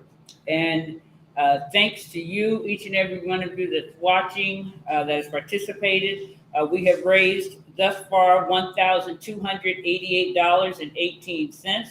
We're already $288.18 over our expected goal for this time period. I want to thank just all the numerous people that have continued to donate. And today I would like to thank Leah, Lisa, Comrade Ya, and Comrade Robert, We have raised $105. We have $95 to go to meet our goal this week. And again, I really just want to appreciate everyone that has donated. This is going to be a fantastic and exciting tour. You can go to uhurutours.com/donate to make a donation, but you can also request that the chairman tour comes to your area. So fill out the request button asking for a speaker. We really would like to get the chairman on as many college campuses and out into the community as possible, but it's going to take you to do that. So make that request today. Uhuru. Uhuru, Comrade Kinge, thank you so much. And again, that link is uhurutours.com/donate. So help us make that goal, that $95 left to raise, and exceed that goal to bring Chairman Omali Yeshitela to the Northeast U.S. this fall with the book, The Verdict is in, Reparations Now. We'll talk just a moment about how you can go ahead and get your copy because it is hitting the streets this week. So let's go ahead and take a look at the other announcements. So Chair Mwezi spoke significantly to this during her overview, but we're going to reiterate it here on how you can join the counteroffensive to stop the FBI attacks on the African People's Socialist Party and the African liberation struggle. Drop the charges against the Uhuru 3. You can donate or volunteer to the Hands Off Uhuru, Hands Off Africa Defense Campaign today. And you can learn more information at handsoffuhuru.org to volunteer, to donate, sign the petition, the emergency response pledge, to download flyers, all of our literature, and to disseminate it in your community. And tomorrow, Monday, July 17th at 7 p.m. Eastern Time, 6 p.m. Central, join the mass meeting of the Hands Off Uhuru, Hands Off Africa Counteroffensive for a brief campaign update. Hear more about the Anti-Colonial Free Speech Movement led by the Hands Off Uhuru Fight Back Coalition, as well as updates from the Hands Off Uhuru Legal Defense Support Committee as we prepare to put the state on trial. Register today at tinyurl.com/handsoffmeeting or go to handsoffuhuru.org to see all events. It will also be a very good opportunity for you to see how you can become a part of the Hands Off Uhuru Fight Back Coalition. So that's again tomorrow, Monday, July 17th at 7 p.m. Eastern, 6 p.m. Central. Every Thursday at 1 p.m. Eastern, 8 p.m. Central Africa time, tune in live for the Hands Off Uhuru, Hands Off Africa, African Region broadcast. Watch and follow on Facebook at facebook.com/APSP Africa Region. This is coordinated by the Director of Organization in the Africa Region, Director Tafari Mugeri. So again, that's facebook.com/APSP Africa Region. On Friday, July 21st at 6:30 p.m. Central Time, the Hands Off Uhuru Fundraising Committee hosts a virtual film showing of the documentary American Justice on Trial, portraying the trial of Black Panther leader Huey P. Newton in 1969, the historic struggle that inspired the slogan, "Free Huey" or "The Sky's the Limit." The screening will also feature clips from Charles Gary's Street Fighter in the Courtroom about the attorney who represented Huey and other Black Panthers, and how his legal tactics were informed by the political leadership of the Anti-Colonial Movement of African People for Liberation.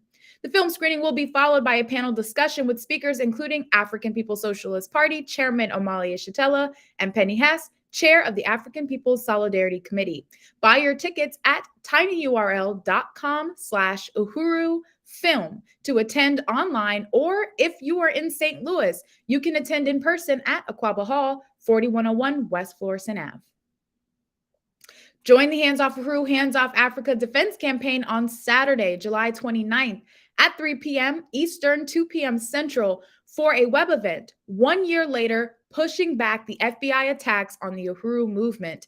Join us for an overview of the past year, solidarity statements from our supporters making the demand to drop the charges against the Uhuru 3, coalition building, and mobilizing for the Black is Back 15th annual march on the White House on November 4th. To register for this 1 year anniversary event, go to tinyurl.com/HOU July 29, or you can visit handsoffuhuru.org/events for all event information and updates. Midwest region, come to St. Louis's One Africa, One Nation Farmers Market, a program of the Black Power Blueprint to end food apartheid and build economic development in North St. Louis. The market runs 10 a.m. to 3 p.m. in the new beautiful location, the historic O'Fallon Park, on the first Saturday of every month. The remaining market dates are August 5th, September 2nd, and then a special Halloween festival on October 28th. For more information, you can visit oneafricamarket.com. On August 19th and 20th in St. Louis, Missouri, come to the 14th Annual National Conference of the Black is Back Coalition for Social Justice, Peace, and Reparations. The title of the conference is Not One Step Backwards, FBI Attacks on the Black Liberation Movement Again, Drop the Charges Now. More information and registration is at blackisbackcoalition.org. And once more, announcing the new book, The Verdict is In, Reparations Now. It is the 40th anniversary edition of the report from the 1982 World Tribunal on Reparations to African People and includes a foreword by Mwezi Kinshasa, additional testimonies, and an epilogue by Chairman Omali Yeshitela. You can pre-order now at theburningspear.store to have your copy signed by the chairman. This book is with the printer right now, and pre-orders are expected to ship out. So go ahead to theburningspear.store to get your copy. And make sure you like and subscribe to the Burning Spear TV on YouTube to catch every episode of the Omali Taught Me Sunday Study. Uhuru Tours and Speakers Bureau is an institution of the African People's Socialist Party that coordinates events and tours for Chairman Omali Yeshitela and other party speakers and leaders. You can book Chairman Omali and other Uhuru Movement speakers for your campus or organization now. And Chief Ikinge mentioned that. So you can email info@uhurutours.com or go to uhurutours.com to donate, fill out the request form, or call 727-914-3621. And for more events not mentioned here, go to theburningspear.com/events. You can see the calendar with all updates on all things Uhuru Movement. So that concludes our announcements today, comrades. And we're going to now go into the question and answer portion where we take your questions live with Chairman Omali Yeshitela. We are joined by Chair Mwezi Odom, the chair of the Hands Off Uhuru campaign. So you can also direct questions to either of these panelists. I want to acknowledge where people are watching from. Shout out to Minneapolis, Minnesota, Marion County, Georgia, Miami, Florida, Oakland, California, Cincinnati, Ohio, Philadelphia, Pennsylvania, Boston, Massachusetts, Lexington, Kentucky, St. Louis, Missouri, Battle Creek, Michigan, South Africa or occupied Azania, San Diego, California, Largo, Florida, Richmond, Virginia, Grenada, West Indies, the Zambezi district of northwestern Zambia, Nigeria, Ghana, Bermuda, San Francisco, California, and Gainesville, Florida, all checked in with us this morning. Uhuru comrades, thank you for tuning in. And so let's go ahead and into our questions. This is coming from Comrade Kumba on YouTube. Says, Uhuru Chairman, you mentioned the African Socialist International and our people around the world. Can you speak to the difference of African Socialist International and African People's Socialist Party for the audience? Did you? I'm not sure I heard. Can I speak to which? If there is a difference between the African Socialist International and the African People's Socialist Party. Oh, thank you. First of all, I want to say that in terms of the book, The Verdict is In, some people have already hit me up wanting to make sure they get the book, and I want to acknowledge Dave out of California, who has already said he's got to get 2 that's signed by me. So, but in terms of the African Socialist International, let me just say this: that in the early part of the 1900s, the first quarter, subsequent to the success of the Russian Revolution, V.I. Lenin, who was the leader of that, was the preeminent leader of that revolutionary project, did it as what he understood to be a part of a workers of the world being united. And actually, when he said the world, it was mostly concentrated at that time with Europe. And there was an assumption that there was this global movement of workers who would come to power to destroy the capitalist social system. And so in 1919, I think it was, he organized in Russia the Communist International and to unite all of the revolutionary communist organizations. And over a period of time, of course, the worldwide workers' revolution that he wanted, that Marx had predicted, did not come. And but it was influential, this Communist International anyway, because liberals and people who call themselves communists throughout Europe and North America had some relationship to it and were sympathetic and supported it in many ways, and that included African people. And by the 1960s, the thing had deteriorated in such a fashion, much earlier than that, but that what was supposed to have been this communist, this international workers' revolution didn't happen. Russia succeeded in the sense that while the historical conditions or the historical basis for the rise of communism did not exist, the political conditions for communists under Lenin's leadership to seize power did exist, and they seized power. And we've seen something like that happen in China and then much later Cuba. But a point that I would make is that with the success of the Russian Revolution, we saw the Russian government, the Russian state, becoming the preeminent force that, as opposed to the Communist International, Communist Party, all of the communist organizations around the world were to have a responsibility to protect the Soviet Union, this organization that had been created by Lenin. And subsequently, much of the direction of this organization was given to meet the requirements of the Soviet state, not in the name of the party, but the Soviet state. And these state organizations didn't necessarily have the same kind of over a period of time relationships. They had relationship with other states.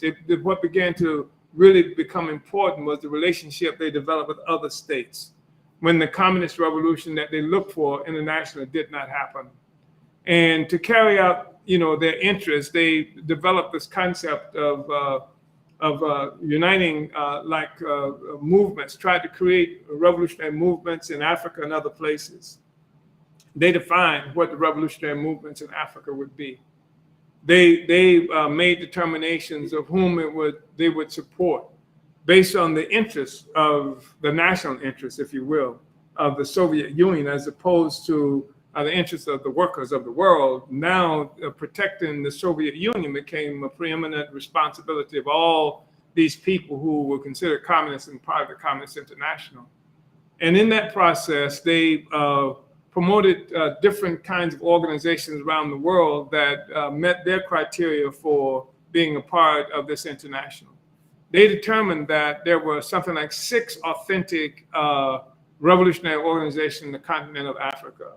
And they supported these organizations. They give them ideological, economic, military, political training and things like that. But some of these organizations that they supported would never have met our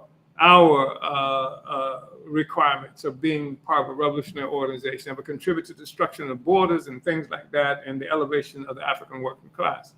And so as a part of the struggle that we were involved in, it became clear to us over a period of time that the African revolution had run into its limitations when being fought within the confines, the context of the existing colonial borders. Those borders had to come down, and that we had to have a movement that expressed itself globally, not just in these nation states that have been created as colonial entities. And so, and also, we felt like African people ourselves could determine what was a revolutionary organization. And collectively, even though Africans in various places may be poor, collectively, we could pool our resources. We can provide the kind of training and education, et cetera, that was necessary for ourselves. And so we created the African Socialist International so that that the efforts of the African Revolution would not have to rely on what was happening in New Jersey in the United States, or what was happening in the United States, or what was happening in these different and isolated places, to pull the whole revolutionary project together, something that had not been done since Garvey. And that was the basis for pulling together the African Socialist International. And the African Socialist International is an organization, it's a single organization that's global. And if you looked at and listened to some of the places where people are located who tune into this, in the Caribbean, in Africa, in Europe, throughout the United States, these people represent a global revolutionary movement of African people who are committed to a single strategic objective for the total liberation and unification of Africa and African people all around the world. And so, and all of us, though we talk about an African Socialist International, we are the African People's Socialist Party. We are the US front here, for example, of the African Revolution. There's a French front of the African Revolution. There is a Grenada front of the African Revolution. There's a French front of the African Revolution in France. And also the African Revolution exists in French-controlled territories in Africa. So this is who we are. I know it was a long kind of explanation, but I was really waiting for an ability to say some things about the ASI, African Socialist International, and its and the basis for its founding anyway. So thank you, Matum. And this was not something that we talked about before he asked the question. Uhuru. Uhuru Chairman, and that was Comrade Kumba. Actually. Oh, Kumba. Oh, Kumba. Yeah. All right, Uhuru Kumba. Who raised that question, but I thought that was really important, and I appreciate being able to talk about the African Socialist International. And that just what you just said reveals even further the absurdity of the charges being made against our movement. And it's something that we've, been struggling against, saying that that's even it's like a racist, charge, because the African Revolution has its own trajectory, independent, of, all these different forces who are also contending in the world for power against, US imperialism. And so I thought that was, really important. We've been on this path, since we were founded. It's what this was what we were founded to do. Well, the founding of the ASI was actually a criticism of Russia. You see, we considered how Russia and the Soviet Union was moving. Soviet Russia, as it was characterized, as opportunistic. That it really placed the interests of the Soviet Union, of the Soviet government, above the long-term interests of the whole African and worldwide revolution. There's more that could be said about that in terms of at one juncture, the primary line of the Communist International was this united front against fascism. And fascism was this thing that was happening throughout Europe, and the fascists were attacking Russia and things like that. But this united front against fascism that involved France, the United States, England, and various other colonial powers. It also placed restrictions on the rights and abilities of Africans and other people to fight against these colonizers because they were a part of the United Front against fascism. You see? It's a deep and long, it's a deep kind of contradiction that we're looking at. So you couldn't fight against the French in French-controlled Africa. You couldn't make war against a revolutionary war against any of these forces because it disrupted this united front against fascism. And the united front against fascism was really important in terms of protecting the Soviet Union, right? Uhuru, at our expense. Uhuru, Chairman. So thank you so much again for that answer and bringing up, just this discussion of the African Socialist International. And also thank you, Comrade Kumba, for your question. And comrades, please use the chat feature to type in your questions so we can take them live. And while we wait for some more, I wanted, Chairman, to pose this to you, and even Chair Mwezi, you were able to contribute to this, because I think it's important to understand the significance of the Hands Off Uhuru Coalition in the context of, you know, the fact that the FBI and the US government, when they attacked our movement, it was an attempt at isolating us. And it was an attempt at attacking a group, as Chairman, as you've laid out, that would be assumed to be unpopular. And just how the Hands Off Uhuru coalition in this process really, you know, combats that. So I just wanted to see if we could talk about that some more. Uhuru. Well, thank you. That's right. And one of the things is the U.S. government is also conscious of how the white left and historically, traditionally, did not support the African Revolution, that they had resources, they had media that we had never had, and they could travel and go places. I mean, I traveled places around the world, and white leftists have been there and defined for international conferences what Black people and our struggle was all about. That had nothing to do with how we understood the world to be. And so, you know, we were up against it all around. And that's one of the things that gives significance to what we're doing now. I mean, I went to a conference one time in Holland, and these international leftists, white leftists was there to talk about the condition of people in the United States. And I was really proud to see a member of Unión de Barrio who was in that meeting as well, who stood up and actually pushed aside some of the people who were supposed to be talking about the oppression of Mexicans. They're talking about the oppression of Black people too, but Mexicans and African people generally don't have the resources to be in those spaces where white people are defining the world for us. And but this comrade very courageously from Unión de Barrio put a chair up, took Unión de Barrio's flag and threw it across the front of the table on the panel with all the others who were there, and represented the Mexican National Liberation Movement. I said, right on, what a courageous comrade, you know. But those are spaces that we usually don't have access to. So they define the world for us. And the problem is, again, we talk about isolation. When they kill, when they attack Marcus Garvey, when they did it, how many white organizations, how many white demonstrations, how much white opposition did you see? When they killed Fred Hampton, how many white people were in the streets demonstrating, opposing that?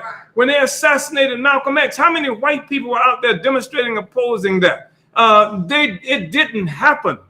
And so this isolation is something that we've experienced. So it came from the United States government. It came from people like the owners of the New York Times and Washington Post and Facebook and things like that, Zuckerberg. But it also came from the white left, generally speaking. And so this is an encirclement that has been imposed on us, that this conference that we just had on July 2nd is a whole refreshing breakthrough. It's different now. And so I just want to say that's part of the significance of what happened on July 8th, and part of the significance of the Hands Off Uhuru, Hands Off Africa, because you couldn't do this before. You couldn't say hands off Black people, hands off Uhuru, because you had to say, well, what about the white people? What about the white workers? What about the this and that? What about, they come up and say, well, what about the Indians? Like they were going to be really in the front line fighting for Indian rights if we hadn't said this about Black people. They would use this kind of stuff to divide us and to keep us isolated and keep the struggles of colonized people in isolation. But the colonial people dominated this thing on July 8th and united in no questionable way with the trajectory that we have established, because it's a new era in history. And this is the thing that has created such a crisis for the social system that even as they're talking about making nuclear war, and they are, with China or with Russia, they're so strong, so powerful, they can't tolerate a discussion about Black people in the north side of St. Louis. You know, so this is a statement about how powerful they presume themselves to be, and the significance that they recognize to be found in the struggle for Black people. And we cannot deny the fact. This is not a way to belittle, because I think all oppression must end, all exploitation must end. I'm just saying the way you get there. That's the critical question. What is the foundation of the system around which all of exploitation and oppression rests? So we're not saying don't be concerned because something happened bad to white people, or to that effect, what we're saying, if you want to end it all, you can't end the exploitation of white people at the expense of Africans and the vast majority of people on the planet. White people are a minority of the people on the planet, but control the majority of the resources on the planet that's sucking their life from and participate, whether they intend to or not, consciously, they participate in expropriation of value from all the colonized people around the world. So they have that kind of relationship, and that's really important. So that's how we take it on in that fashion. And we say, if you really want to end capitalism, and we do, then the way you start is to deconstruct this colonial mode of production, destroy it. This is the thing that will liberate all the workers and toiling masses of the world. Go there first, because that's where it came from first.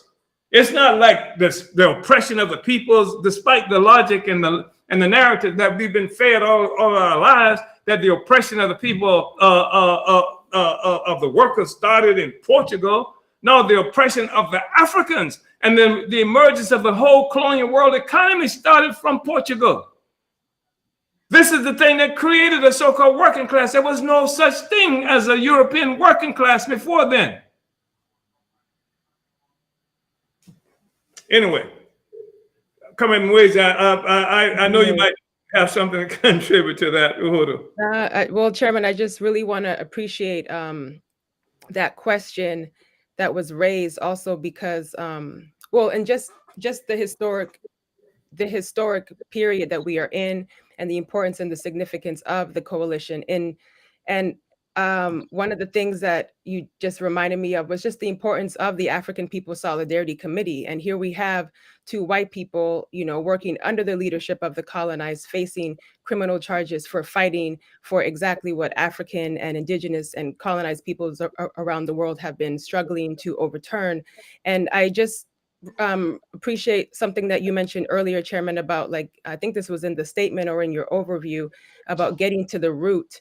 And it just really, you know, is such a call for everybody to, you know, to mobilize for this November 5th mobilization on the White House, because as we said, we are not going back. And I think it's such an important call, Chairman, because, you know, even in the, I was looking at Uneasy Equilibrium, which is your report to the Sixth Congress, Sixth Congress, right? And one of the things that we can see is that the African People's Socialist Party has always stood behind the struggles. Every struggle that is out there, the Uhuru Movement has been behind, has led on the question of colonialism as the, you know, as the main cause, and has never sold out the interests of the working class and of the people overall. I mean, and even, you know, when we say Black Power, we want to see a better life for everyone in the world. And so this is something that everybody should get behind. And I just think that it, you know, in terms going back to the African People's Solidarity Committee, one thing that I remember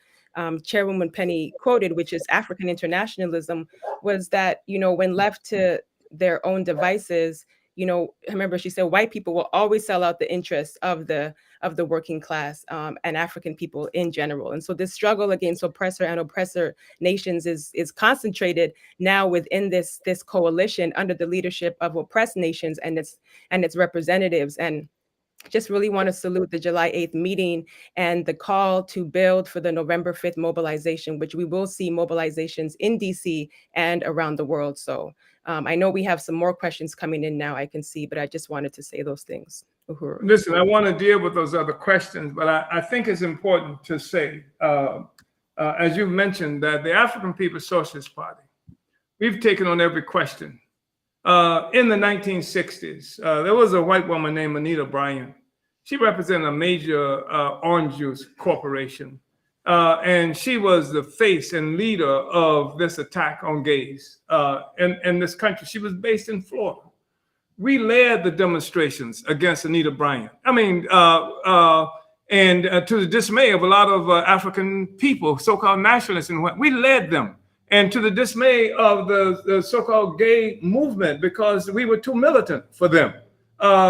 When Iranians came under assault here, we led the struggles that resulted in being attacked by mobs of white people who viciously attacked us while the police stood around. We led we've always been in the forefront. We've led struggles when white workers, when postal workers and what have you go. We were in the front of the defending in those demonstrations and what have you. So it's not that we are against anybody else's or we are for the oppression, exploitation, anybody else. We're saying that if you want to end it, if you want to get to it, it cannot happen. This struggle, this movement cannot happen at the expense of the freedom of the majority of the people in the world and the expense of the freedom of Black people. This is what we said. Even as you've had movements of white women who will say that they for white women's freedom and the noble, that if we got to be oppressed by a man, let it be the noble white man. And not, you know, that Black people and stuff like that. We've always stood on the right side of these questions. And so the whole left. And the other thing I want to say quickly is that it's really important to recognize that most of the white left are scared of Black people. I mean, you're talking about the white left. You're talking about they're scared of Black people. They're scared of Black people coming to power. Oh, my goodness. You know, they are scared of white people, Black people, as ordinary white people walking around who won't come into Black community after dark. They're scared of Black people. So the whole notion of Black people coming to power creates a sphincter clenching kind of response to them, you know, that goes beyond what might be their political interest. I mean, why do you see this thing happen all the time? People raise the question, why do the majority of white people vote against their own interests? Haven't you heard that? They're voting for Trump. They're voting for this against their own interests because they cannot see their interests being connected to Africans and other people like that. And the white power system is something that stands between Africans and Mexicans and the oppressed people coming to power and in possession of our own resources. So they always vote against what's supposed to be their class enemies. Uhuru. Uhuru. Wow. Uhuru, Chairman. Uhuru. And Uhuru, Chair Mwezi. So, wow, that was very powerful. Thank you both for speaking to that question. Again, just further highlighting the significance of what just happened with this coalition building. Yes. And we are towards the end of the study, but there were a lot of questions that came in. So I want to take this last one because I think that it's relevant and we'll probably, well, all of them are relevant, but we'll probably have future studies regarding this specific question, but I wanted to look at it. It's from Comrade Sayero, who says, can the chairman speak on the capitalist imperialist colonizing NATO, adding Switzerland to its legions on last week as Joe Biden was the main spokesperson spearheading this imperialist expansion? So we'll end it with that. Yeah, first of all, what I want to say is it's important for everybody. People just born into situations get the impression that it's always been like this. This is where it's been. But NATO came into existence as an anti-Russian organization that was designed to unite all of the capitalist countries to contain and destroy what was then Soviet Russia. That's what it was created for in 1949. It was a part of what a defining entity of the so-called Atlanticist group that has controlled the world for the last 75 years or more, that Trump disrupted, by the way, which is one of the reasons he got in trouble. So that's one thing. NATO killed Gaddafi. NATO is the one that they used to attack Libya. And so it's like you got a gang that everybody's got to participate in the crime, so everybody's equally guilty. So you got this group of thugs that had called themselves leaders of the so-called free world. And this is, what kind of stuff is it? Here, leaders of the free world. They're a free world whose existence based on the enslavement of most of the people on the planet Earth. They are free. You know, so anyway, that's what it's about. So this thing with Switzerland is part of the ongoing process of surrounding Russia that it started off as being, even though it's a different Russia in the sense that it is not the Russia that's supposedly inciting, you know, like the workers of the world to revolution, but it is a Russia that is challenging the existing status quo, the existing configuration of the world political and economic system right now. So I hope that was responsive comments, Sayero. Uhuru. Uhuru, thank you so much, Chairman. And thank you, Comrade Sayero. And I know that we're going to be able to dig into that and just the whole thing about this being like a global question. Like it's not just this thing that's over here. It's all connected to one process. And, that continues to be evidence, or what's the word? Exemplified or whatever, on a day-to-day basis, as we see the whole process that's been pulled together now coming undone. And then you can see how this whole thing is connected to itself. And so I just really appreciate, that Chairman and also Comrade Sayero for that question. We are towards now the end of this program. I do want to offer opportunity for closing remarks from both of our guests today, Comrade Chairman Mwezi of the Hands Off Uhuru campaign, and then Chairman Omali Yeshitela will turn it to you for closing remarks. So Chairman Mwezi Uhuru, thank you for joining us today. Uhuru, Director Akile, just want to salute you for an amazing program, and just want to appreciate the questions and the chairman. And I will be very expeditious and just say one thing that stood out to me. The chairman, you said we are digging up, and I think that that's real. We are coming up, and I really want to remind people and make a call for the Burning Spear newspaper, which is, this coming issue will continue to deepen that work. So dig up in your pockets to get subscribed to the Burning Spear newspaper, and to go to theburningspear.com to register for the 14th annual conference for the Black is Back Coalition, which you can find in the chat, as well as preparation to mobilize and to be on the White House on November 4th. And remind everybody to also come tomorrow night to the Hands Off Uhuru Coalition meeting, where we will talk more about this coalition. You will be able to see how you can join as well, and how we can, as we say, kick the ass of the ruling class. And we are not going back. And all power to the people, and Black power to the African nation. Uhuru. Uhuru. Yeah, I want to thank you. I want to join with Comrade Sister Mwezi in expressing appreciation to the leadership you provided for this process, and that you always provide from our work of information development and dispersal, Comrade Akile. And want to remind everybody that what we read in terms of the unity document for the Anti-Colonial Free Speech Coalition is about November 4th. The Black is Back Coalition mobilization November 4th is central to that, bringing all the people from everywhere to that mobilization. One aspect of it is going to be in Washington, D.C., the traditional 15th year of the March on the White House, the Black People's March on the White House.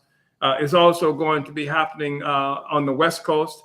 We'll have mobilizations at the U.S. Embassy in London, and I'm anticipating other actions in various other parts of the world.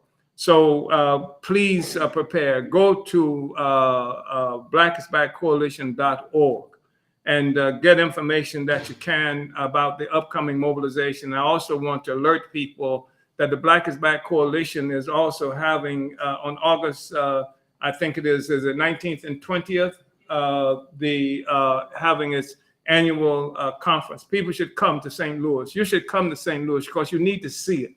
You need to see concretely what the U.S. government is attacking. We need to see what frightens the hell out of them is that we are rebuilding an actual community for African people, where people would be have the ability to pursue a decent life that we create for ourselves. So that go to blackisbackcoalition.org, and I want to see as many of you go and register right now for the conference that's going to be happening August, and then also on August 19th to the Black Power Blueprint is got this remarkable, the first day of this remarkable event where we will be cutting the ribbons for the fourplex to house African men and women who are coming out of these concentration, these death camps that they call prison, these concentration camps, and where they will be able to live while they are participating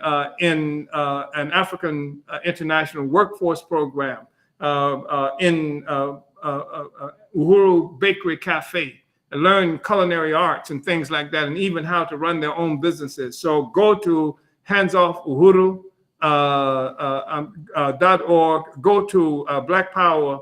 Go to blackisbackcoalition.org and get the information about all of the events that I just mentioned. And Black Power Blueprint, is there a site that they should go to? blackpowerblueprint.org. Thank you, brothers and sisters and comrades, for coming on. And looks like I'm still within the time frame that we allocated for this study. Uhuru. Thank you, Comrade Mwezi. You're fantastic. Uhuru. Uhuru.